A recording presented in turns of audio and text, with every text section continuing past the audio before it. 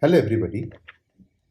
We have been discussing the physics of the stars, and so far we have arrived at a few equations considering the momentum and energy conservation and the relation of the mass and the radius. So, let me first write down the equations we know so far, and we'll add a couple with this list today. And then, once we have all the equations, we'll start simplifying them.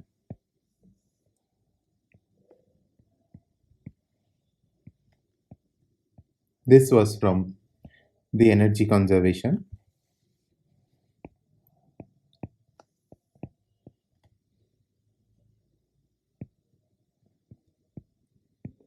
This is from the momentum conservation.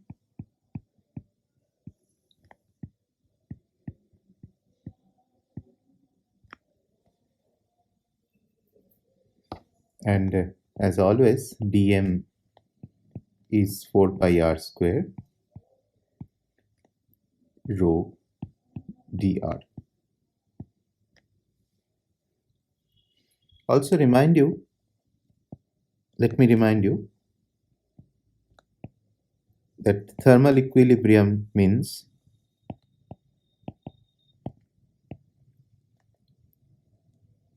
Q equals del L del M, and hydrostatic equilibrium means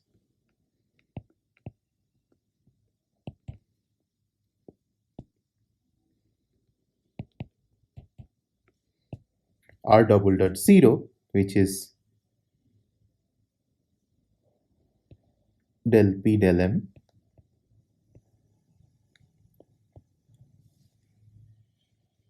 is Gm by,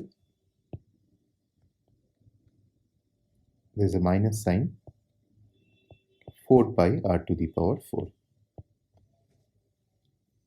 So these are the things that we have seen, and remember that we said that we have n plus 2 variables. Out of those, there are n equations for compositional changes. So let us first try to look at the equation for compositional changes.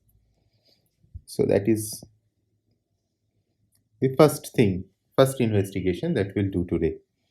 Equations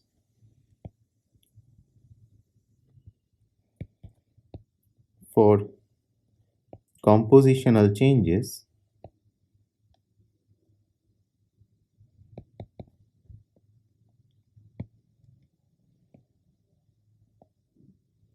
and this compositional change will happen because of nuclear reactions. Now there is a lot of physics, complicated physics goes in here, so we'll do a very crude analysis, very simplified analysis.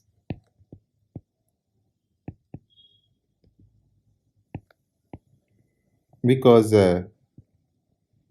otherwise that itself will take a full course.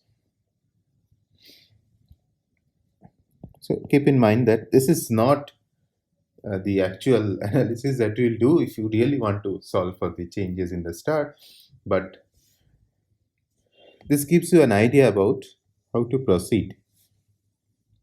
Okay, now there are few numbers which remains conserved, few quantum numbers, or should I not say quantum numbers, there are few things which remains conserved. So one we call baryon number.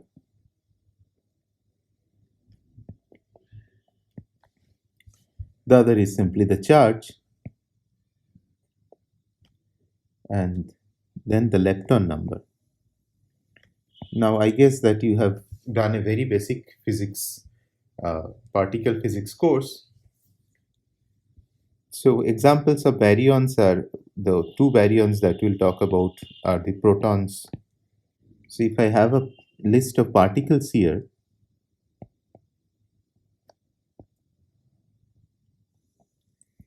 so for proton, the baryon number is 1. The charge of the proton is +1, obviously. And the other type of particles which will essentially not use the electrons. And electrons is a lepton, so that is the lepton number for the particle proton is 0. Neutron is a baryon, it is 0 charge, it's not a lepton. And say if I consider electron, it's not a baryon, it has -1 charge and it's a lepton. Now these numbers remains conserved. These numbers remains conserved. The total baryon number, total charge or total lepton number remains conserved in a nuclear reaction. Okay, that's why we were looking at these numbers here. And that will give us one interesting thing about the nuclear reactions and the reaction equation that we'll get. Now, let me define one quantity of which we will write down the equation is the abundance of the ith species.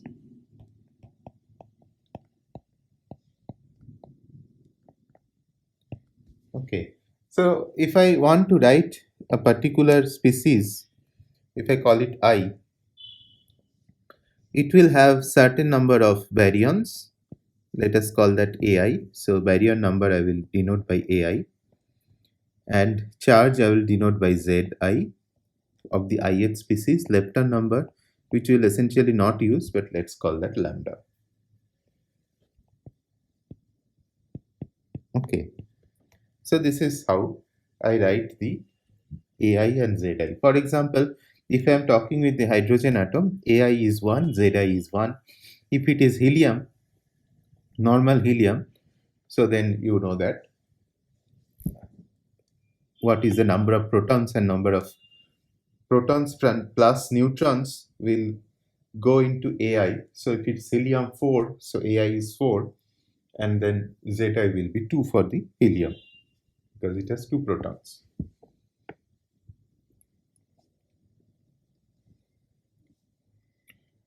Now when I talk about the abundance of the ith species, I call the abundance by Xi, and I define it this way. It is the density of the ith species. You can write in terms of mass also, because the mass, the volume will be same for the numerator and denominator, because in the denominator I have the full density. So rho I is density of ith, and rho is full, the density of the star at radius r and temperature and time t. Now if it is rho I, the density of the ith species, I can write it in terms of the number density of the ith species, which will change with radius and time in general. And if it is the number density of the ith species, how much will be the mass? Well, the ith species have AI as the baryon number, and each baryon roughly has a mass of mh1. So roughly this is the mass, and there is a little bit not correct in this formula because there are binding energies, etc. But that is small for our, that correction is small for our purpose, so I will just write it this way. So what we will be essentially using is chi I, which is can be a function of r and t, is essentially ni, which is a function of r and t. For the ith species, AI and mh1 obviously remains the same, and this. So this is the quantity of which we will try to look at the evolution. Okay, now as I said that we are talking about a very crude reaction, so we talk about a nuclear reaction.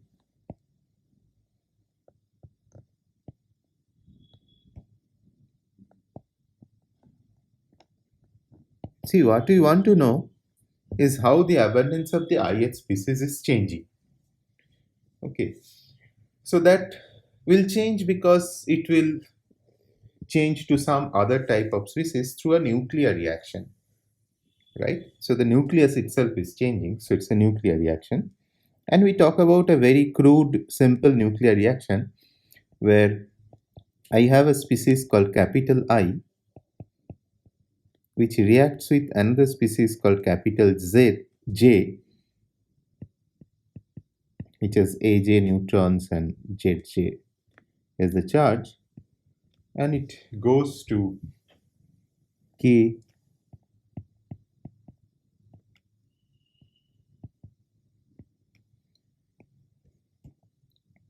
and L.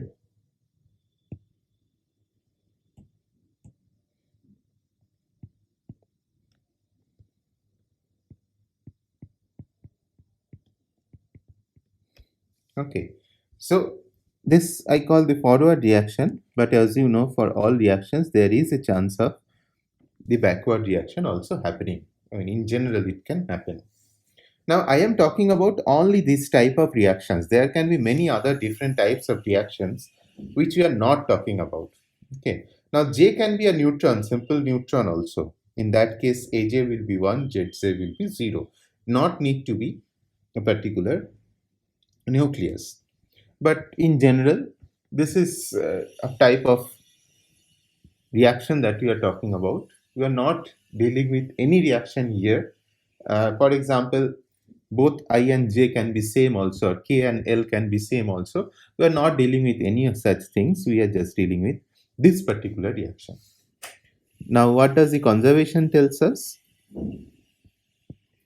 The conservation laws tells us that AI, so this is the barrier number conservation, must be equals to AK plus AL.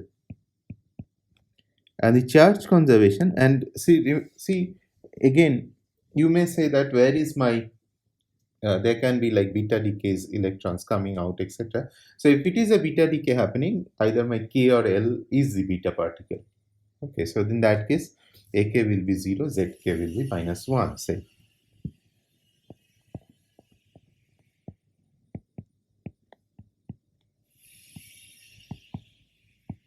So these are the conservation laws, which essentially tells you if we fix I, J and K, L is fixed. So because of the conservation, if I know only 3 of these, the fourth is automatically, it has to be that. Okay, so that reduces one of the variables when you are talking about the forward reactions, for example. Okay, so now let us ask the question that how many collisions, so in this case collision, or you can say reactions, is the same thing, per unit volume and per unit time. How many such collisions are happening? So we ask this question. Okay, now this question we have asked before, so let us go through it once more. We have asked it in terms of the radiation. So say I have this as the cross section of the collision. Remember, the cross section is essentially the effective area of one of the species. So say this is the effective area of one of the species. So this is the cross section of sigma ij. If the ith species comes in like this, it sees the jth species having a cross section of sigma ij. Now imagine that the relative velocity of the ith species with respect to the j is, say, Vij. Then in a unit time, the collisions that will happen, all the ith species, all those nucleus or whatever is the nucleon will be within this cylinder, which is given by the cross section sigma ij and the length Vij, because the relative velocity is Vij, and in unit time it moves Vij times unit t. So how many collisions will happen now? So this we did before, but let's do it once more. So we have sigma ij times Vij, or let us level sigma ij. Instead of I and j, we can call it also sigma k, because this is where we are talking about the I and j. When they collide, they are giving rise to this kth type of particle. I and j may collide to give rise to some other type of particle also. So in this particular case, we are talking about whenever only they are providing kth type of particles. So the volume in which all these collided particle or the nuclear reaction happen to the particles lies is sigma k times Vij, and the density of the particles are Ni of the ith type and Nj is of the jth type. So this will be the number of reactions or collisions per unit volume per unit time. One way to check it is just to check the dimensions. So this thing has a dimension of L to the minus 3 T to the minus 1. Number is dimensionless per unit volume per unit time. L to the minus 3 T to the minus 1. Here you see this is L2, this is LT minus 1, this is L to the minus 3, and this is again density L to the minus 3. So you are left with L to the minus 3 T minus 1 in both directions. So it's fine. So this is the number of collision that happens. Now this happens when I and j goes to k, right? So let me just keep it here. Ij goes to k. And if it is fixed that it goes to k, obviously the other thing has to be L, because of the conservation of the baryon and the baryon number and charge. Now, what this will do is it will change the number of ith species. Now, the change in the number of ith species, so if I ask the question now, change in number of ith species per unit volume per unit time,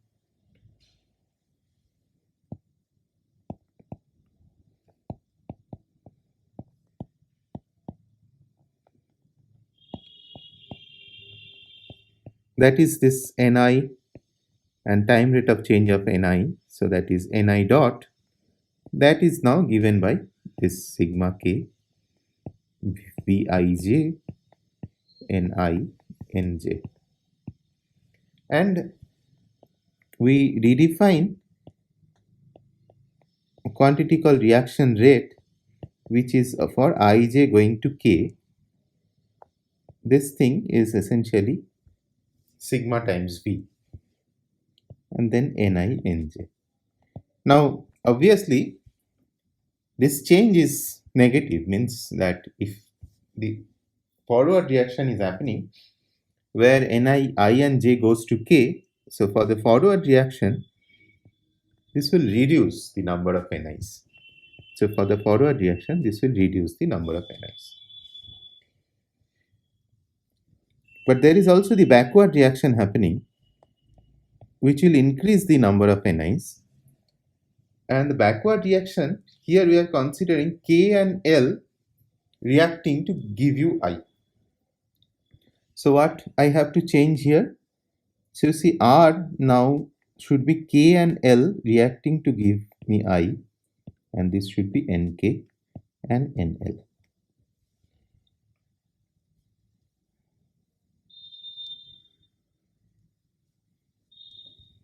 So this for the forward reaction, this for the backward reaction.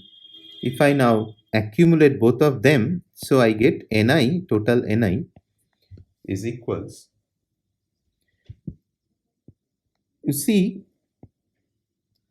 when I species changes, we are talking about one binary reaction where two species giving rise to two other species. But it may be that I can react to many other j's and gives rise to many other k's. So I should consider, when I consider the change in I species, I should sum over all possible j's and k's, all the possible ways I can change to other species. So this is Nj. So this is for the forward reaction. And when I talk about the backward reaction, now I should consider all the cases where for different K and L gives rise to my I. So this should be summed over K and L. So KLI, NK, NL. Okay. So now I have got, this is again a type of rate equation. This is almost of the same standing as the rate equation we saw for a two-level system. Now, you remember that we defined our abundances and we said that we will write everything in terms of abundances. Now, you remember that we defined our abundances and we said that we will write everything in terms of abundances. So let us multiply Ni by Ai mh1 by rho.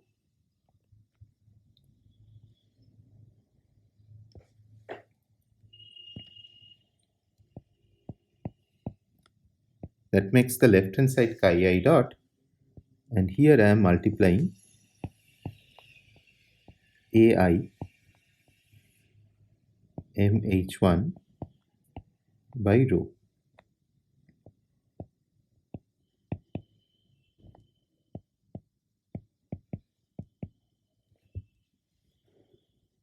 I want to do the same thing with Nj also.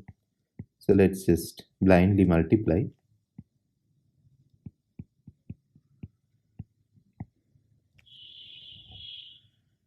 And you will agree that I have to compensate for this blind multiplication.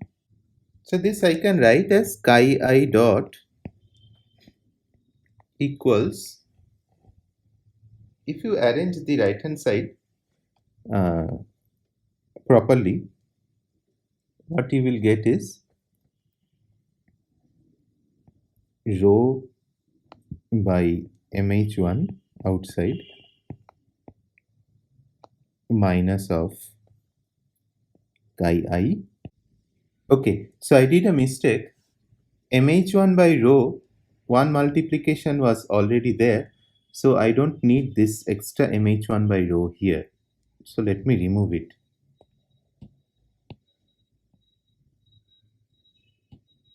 This is just 1 by. So here I get I R K L I chi k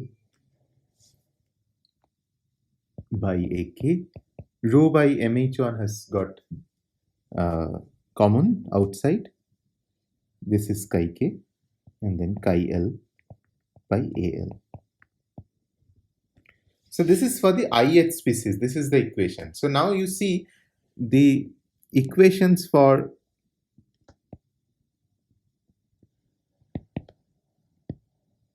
compositional changes.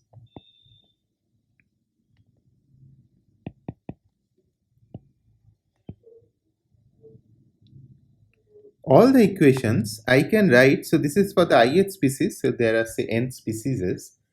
I can just write them as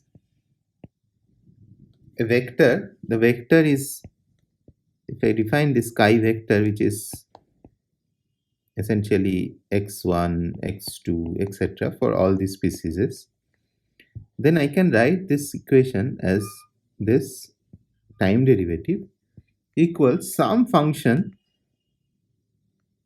This function depends on, this function is different for different chi, and this is a function of, let's say, rho t and chi. Now why rho t and chi? Rho dependence is coming, it's visible here.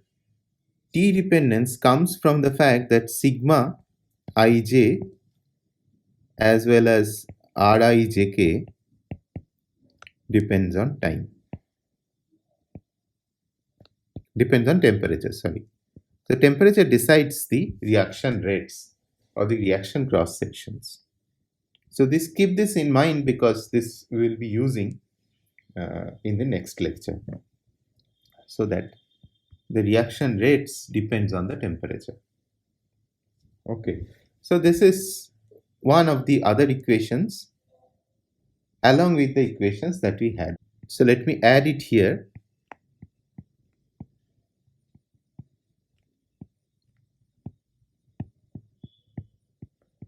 As I said that depending on the nuclear reactions, these F functions will be different.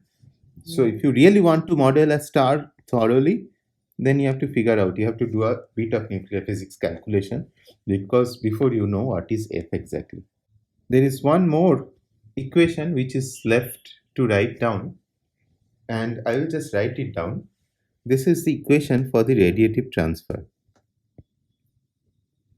Now, turns out that we have learned only one-dimensional equation for radiative transfer. But this is not a one-dimensional radiative transfer. It's a three-dimensional radiative transfer in spherical with spherical symmetry. Turns out it is not as straightforward. So we'll not derive the equation for the radiative transfer, but rather write it down. So just write down the equation for the radiative transfer. So what is the equation for the radiative transfer? It is dt dr. So remember that the star is in local thermodynamic equilibrium. So T essentially serves for the intensity of the star.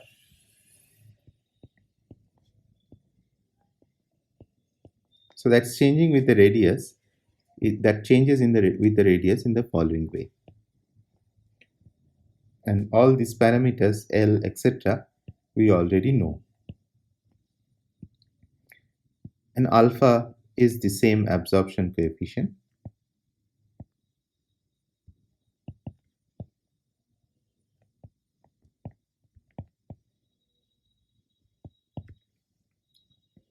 In terms of mass, this is written in the following way.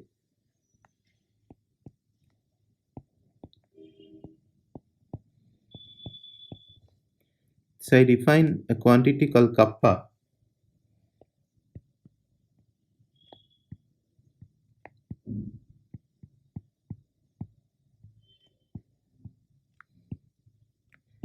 Kappa is alpha by rho. Now, why we are defining kappa? Because this is a quantity which we can assume to remain constant across the radius of the star, which we'll do later. So that is not a bad approximation. That's a quite good approximation. Okay. Now, let me put this equation at the top because we want to see all this equation together.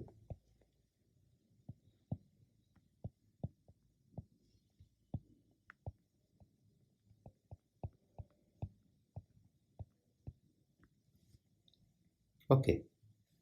So let us look at these equations together. We have variables like Q, L, P, U, and T. We also have variables like lot of chi's. So this is the situation we have now. But P, rho, and T are not independent always because they are related by the equation of state. Depending on what type of gas the star is made up of, the equation of state will change. So let us look at the equations for the equation of state of the gas for different type of gases. So equation of state basically means relation of P, rho, and T.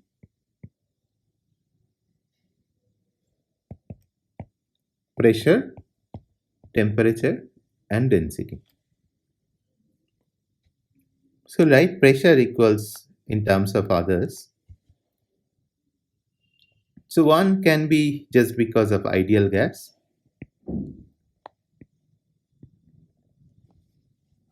For the ideal gas, you remember that P is Kb by the mass of the gas times rho into T. Now the mass of the gas will usually write in terms of mass of H1 times a quantity we call mu. Mu is the m times mu is the mass of the gas. So mu is defined in the following way.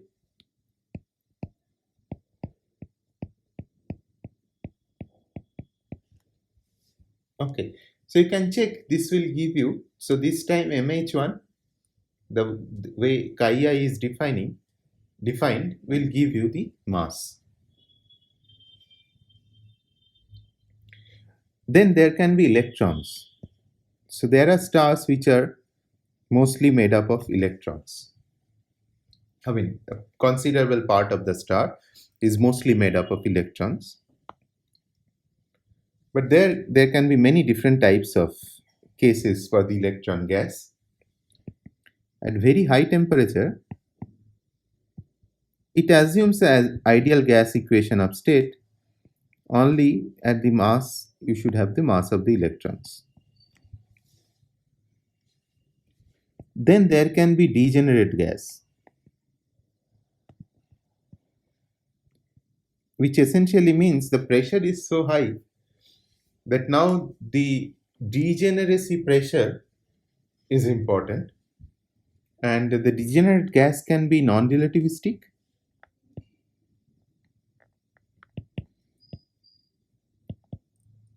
This is interesting because in this case the pressure doesn't depend on the temperature, it only depends on the density to the power 5 by 3. You can also have electron gas which is degenerate and relativistic.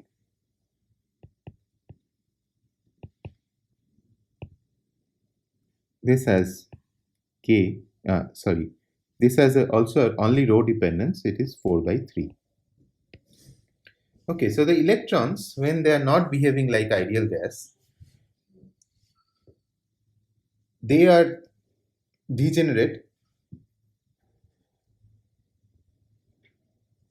Their pressure doesn't depend on the temperature. Whatever may be the temperature, the pressure will only depend on the density. And then you can have photons. And for photons, we know that the pressure doesn't depend on the density. Here it is opposite, so it depends on the temperature to the power 4. This comes directly from the Stephens-Boltzmann's law. So electrons, if they are not at high temperature behaving like ideal gas, their pressure only depends on density. Photons or radiation, the pressure only depends on temperature. So this equation of states will drive these stellar structure equations to different directions. Okay, so now because we have come so far, we'll now have almost all the ingredients to solve for the stellar structure equations, and so we'll proceed to do that.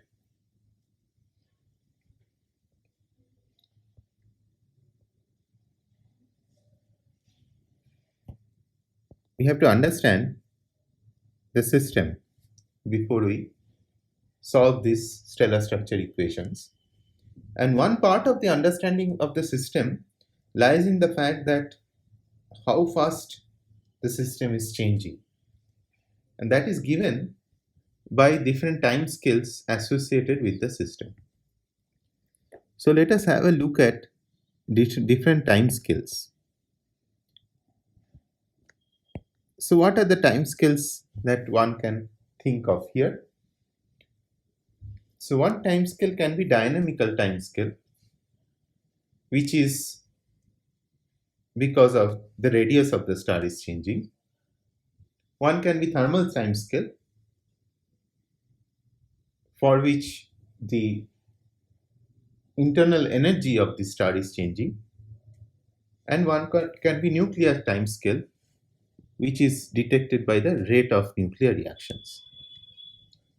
Now when I calculate a time scale, these are order of magnitude calculations.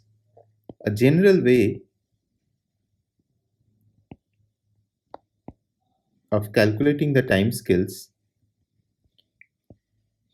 is, if I want to calculate the time scale for the quantity phi, how phi changes. So I write a characteristic phi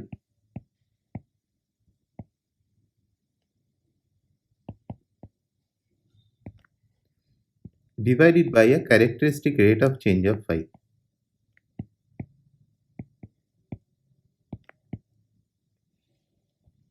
And that, you can see, gives you a time scale. So for example, if I want to calculate the dynamical time scale,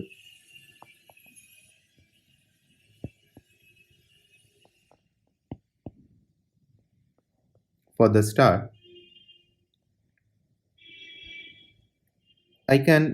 the dynamics is of the radius. I can put the radius there. And one rate of change of the radius is called velocity, and one known velocity for this type of case is the escape velocity. And that is given by r by root over of. There is 2, but I don't need to bother about those when I'm doing order of magnitude calculations. So this, if I call tau escape, so tau escape for sun will turn out to be few thousand seconds. Okay, so this is just, we are having an idea which process happens how fast. So if you talk about thermal time scale,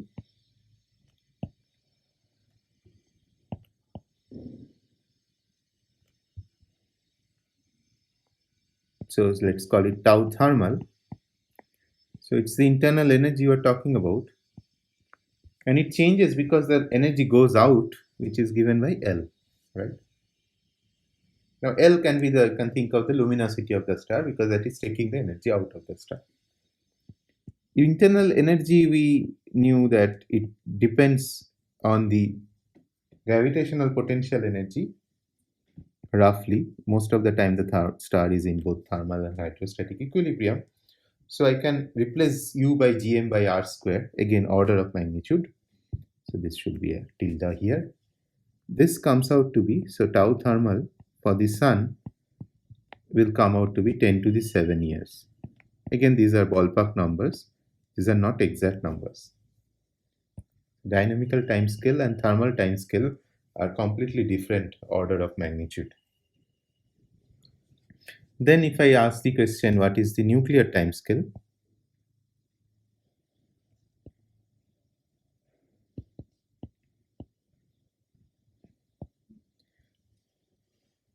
This I can figure out again. So if I call it tau nuclear, the change of it is again given by L, but energy released in each nuclear reaction is the binding energy per nucleon times the mass. So epsilon is binding energy.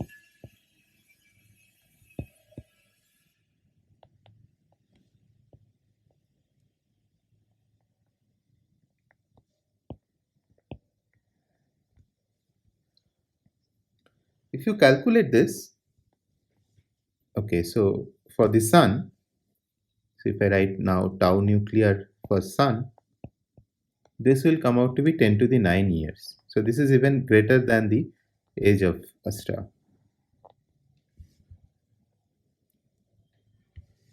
So what you see is tau nuclear is much greater than tau thermal, is much greater than, actually much greater than tau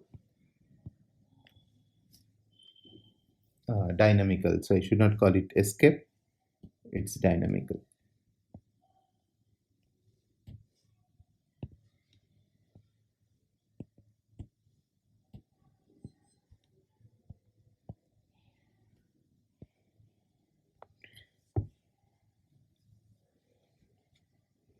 Now, what does this analysis tell us? First of all, we have seen what happens as the radius of the star changes. The change in the radius of the star just make the radius go up and down a little bit compared to its mean radius. So our observation time is important to see that which of these time scales we will see. So now if I consider all the useful astronomical observations, there will be some few hundred years. So if the observation time is 100 years, then this oscillation of the radius, which actually happens even for our sun, and it's not only completely radial, spherically symmetric type, there are even more complications in this. Those are studied by a branch of solar physics called heliosismology. But the mean radius of the sun remains same because when we average the radius over the 100 years, these small time oscillations don't show up. So for 100-year observation, we can say that dynamical time that the star is in dynamical equilibrium or hydrostatic equilibrium. That is the dynamical thing, right? So R, change of R.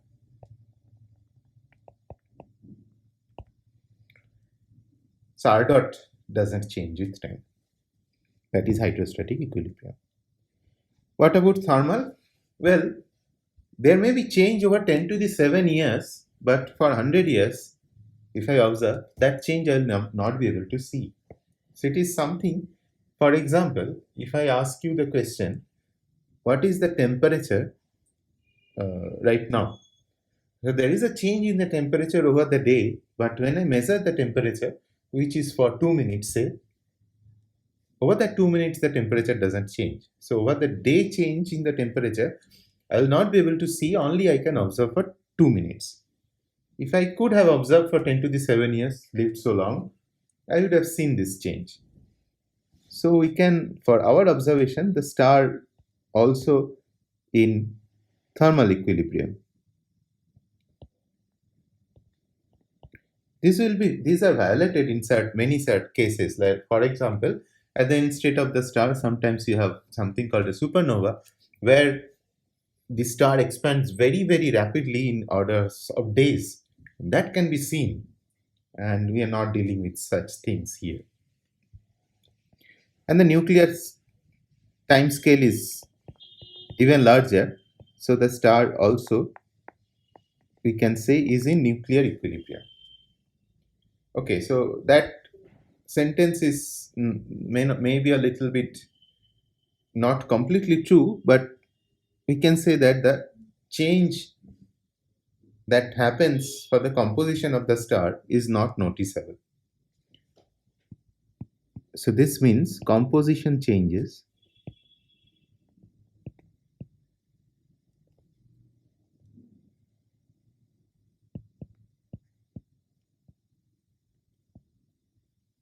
not noticeable. Now that brings us to the stellar structure equations which we'll eventually use. So let me write those down now. You see that we can now safely consider everything is in equilibrium, and the compositional changes we don't need to even consider because that much doesn't happen much in the lifetime in which we see the star.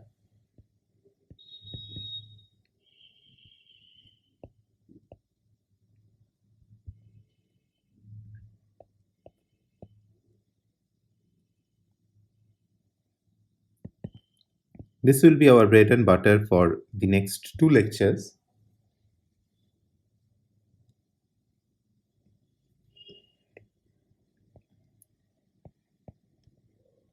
Let me write down the equations in terms of derivative with respect to mass.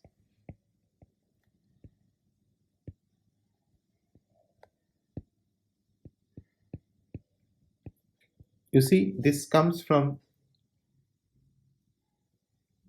the hydrostatic balance equation where R double dot is set to 0. So I'm only left with this. dr by dm is just the radius and mass relation.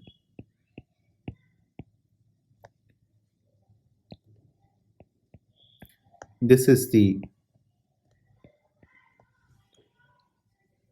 radiative transfer equation.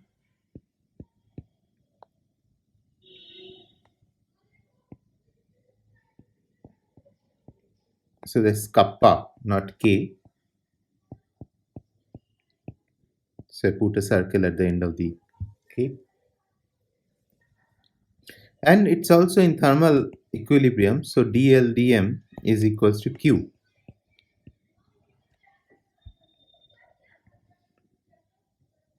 Along with this, remember that we wrote down for the pressure, it's k by mh1 mu rho times T, plus there are three options for the electrons, k rho T by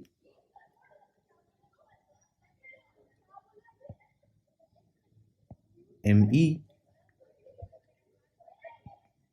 degenerate non-relativistic rho to the 5 by 3, degenerate relativistic 4 by 3. This all comes from the statistical mechanics calculations. So all of you should be able to do this, derive this. It will not be done as a part of this course. Q, which is the nuclear reaction rate, can be very well approximated to Q0 rho to the power m and T to the power n. And this depends on chi I. So which species is present for the nuclear reaction. So we'll see for different mass stars, the different types of nuclear reactions happen.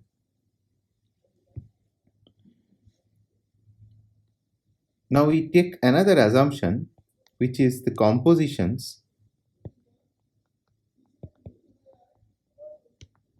which is given by chi I is independent of R. This is not quite true, but for our purpose, you will see that with all these assumptions, we will go very close to explaining what is happening in a star, that is seen through this, the HR diagram or the mass to luminosity diagram.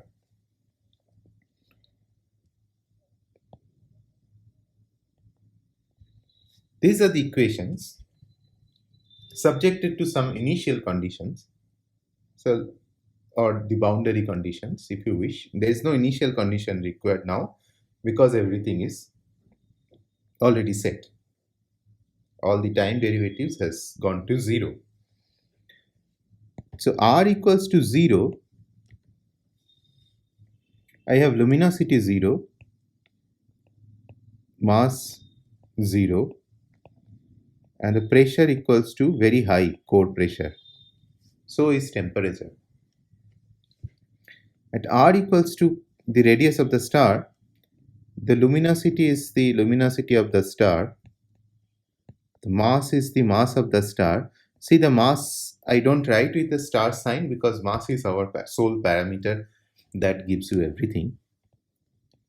And the pressure is 0.